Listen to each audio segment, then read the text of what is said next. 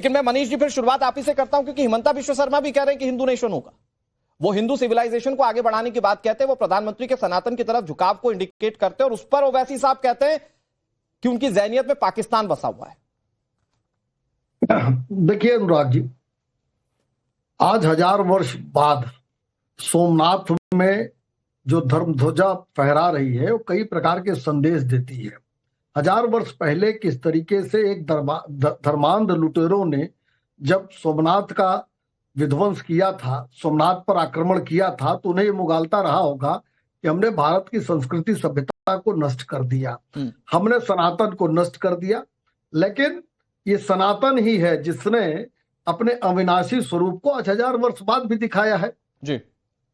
आज से जिस तरीके से 1000 वर्ष की गौरव गाथा को वहां दिखाया गया है, 72 घंटे से लगातार ओंकार का उच्चारण हो रहा है, मंत्रोच्चार हो रहा है, वो कहीं न कहीं पूरे विश्व को संदेश दे रहा है कि सनातन ही है जो अविनाशी है। मनीष जी, जब प्रधानमंत्री नरेंद्र मोदी सोमनाथ में मौजूद होते हैं और वो शिव भक्ति दिखाते हैं, तो उस पर कुछ लोगों को ये दिक्कत है कि देश का प्रधानमंत्री कैसे सिर्फ एक धर्म के लिए सब कुछ करता हुआ दिख सकता है। दूसरा ये कि जो हिंदू राष्ट्र की परिकल्पना है, लोग उस पर सवाल उठाते हैं। हिंदू राष्ट्र का मतलब उन्हें यह लगता है कि सिर्फ हिंदू रहेंगे यहां पर और बाकी लोग चले जाएंगे।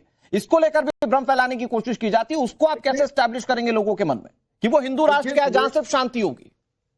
देखिए, देश में सदैव से ऐसी शक्तियां रही हैं जो इस तरह की बातें करती आई हैं कि हिंदू राष्ट्र या सनातन धर्म, ये सनातन धर्म और राष्ट्र धर्म, ये अगर इसकी एनालिसिस करेंगे, विश्लेषण करेंगे, तो दोनों एक ही है। सनातन धर्म, हिंदू धर्म कभी भी किसी दूसरे धर्म के साथ अन्याय या दूसरे धर्म के प्रति विद्वेष के भाव को नहीं सिखाता है, और यही तो मूल भावना भी है संविधान की, जो बाबा साहब अम्बेडकर ने बनाया था। हाँ, कुछ लोग थे जब सोमनाथ का पुनर्निर्माण हो रहा था तो भी विरोध कर रहे थे। राजेंद्र बाबू जी जब जा रहे थे वहां उस कार्यक्रम में, पुनर्निर्माण के बाद जब जा रहे थे तो भी रोकने का काम तत्कालीन कांग्रेस सरकार के प्रधानमंत्री नेहरू जी ने किया था। तो ये विचारधारा है जो लगातार सनातन के खिलाफ चलती है। मैं फिर एक लाइन में आपसे समझना चाह रहा हूं मनीष जी, तो क्या हिंदू राष्ट्र का मतलब सिर्फ हिंदू रहेंगे? क्योंकि यही प्रेजेंट करने की कोशिश की जाए। अमितोष भाई, आ रहा हूं आपके पास। हाँ, नहीं, बिल्कुल नहीं।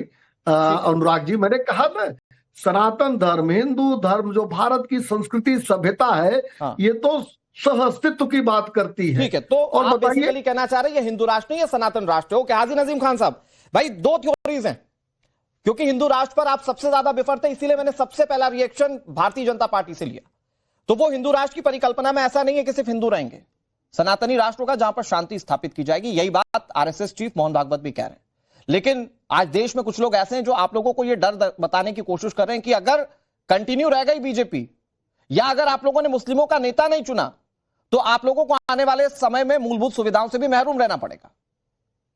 तो मतलब एक तरफ तो शांति की बात हो रही है, दूसरी तरफ आपको डर के माध्यम से कंसोलिडेट करने की कोशिश की जा रही है, बताने की कोशिश की जा रही है कि एक नेता चुनिए और वो एक नेता संभवतः ओवैसी साहब है।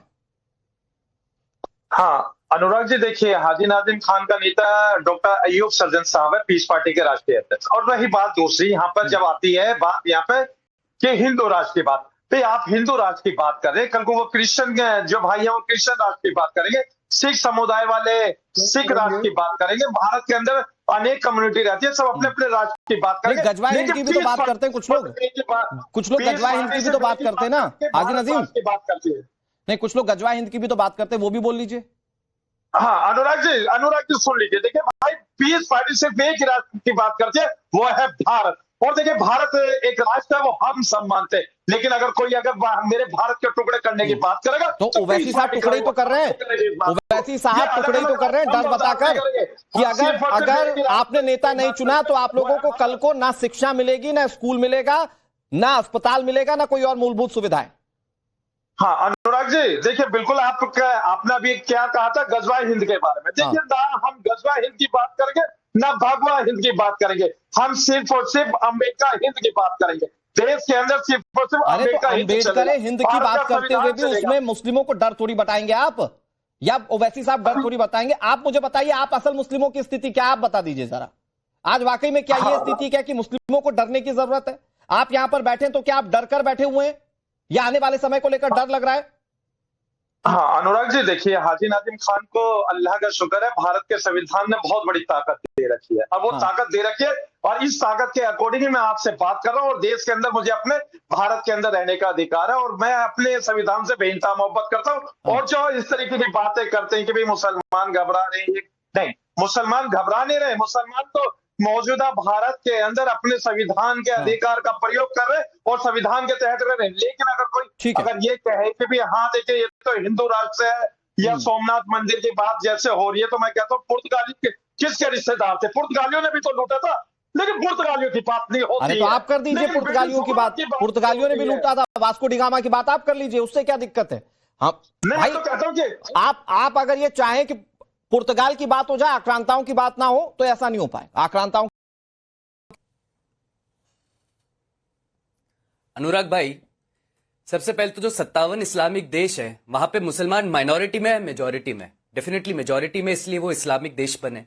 इजराइल में ज्यूइश माइनॉरिटी में है, मेजॉरिटी में? डेफिनेटली मेजॉरिटी में, इसलिए इजराइल एक देश बना।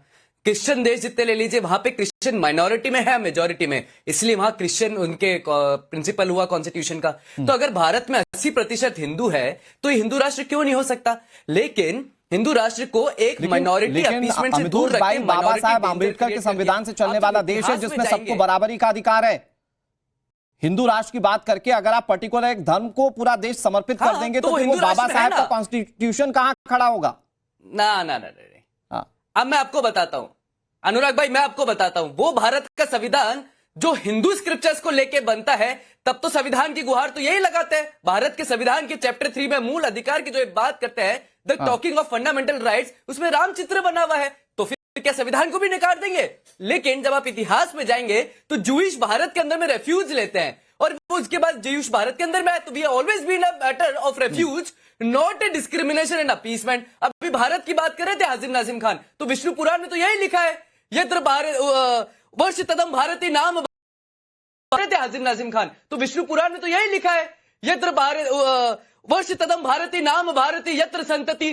तो भारत की तो हम बात ही कर रहे हैं, लेकिन क्या हो रहा है देखिए, सोमनाथ की बात करोगे तो बैड सेक्युलरिज्म है, सोमनाथ की रिवाइवलिज्म की बात नेहरू करते थे तो गुड सेक्युलरिज्म है, चादर जाएगी तो गुड सेक्युलरिज्म है, लेकिन भूमि पूजन होगा तो बैड सेक्युलरिज्म है। अगर चर्च में क्रिश्चियन में जाएंगे, क्रिश्चियन मशीनरीज में जाएंगे प्रधानमंत्री, तो गुड सेक्युलरिज्म है, लेकिन चर्च के बारे में बताएंगे क्रिश्चियन मिशनरीज तो बैड सेक्युलरिज्म है। नेहरू जॉन वेरविल एल्विन को खत लिख देंगे तो गुड सेक्युलरिज्म है, लेकिन नॉर्थ ईस्ट पूरा अगर एंटी कन्वर्जन की बात करेगा तो बैड सेक्युलरिज्म है। मुझे लगता है कि तय कर लिया what is good secularism and what is bad secularism. Anything which is opposing, ये बात तो सही है हाजी नजीम जी।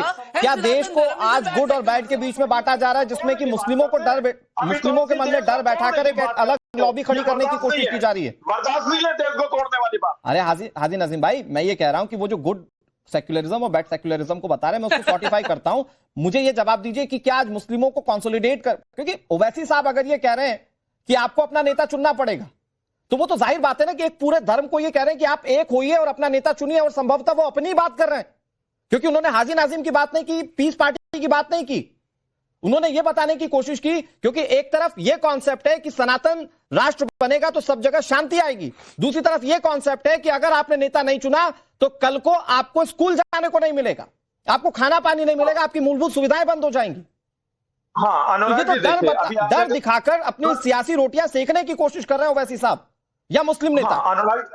अनुराग जी देखिए, अभी मैं आपको एक चीज बता दूं, अभी ये कहा गया कि सनातन राष्ट्र बन जाएगा तो यहाँ भारत के अंदर बिल्कुल समान रहेगा, लेकिन डॉक्टर भीमराव साहब का जो अम्बेडकर साहब का जो डिबेट खराब करूं आपकी, बीच में बोलूं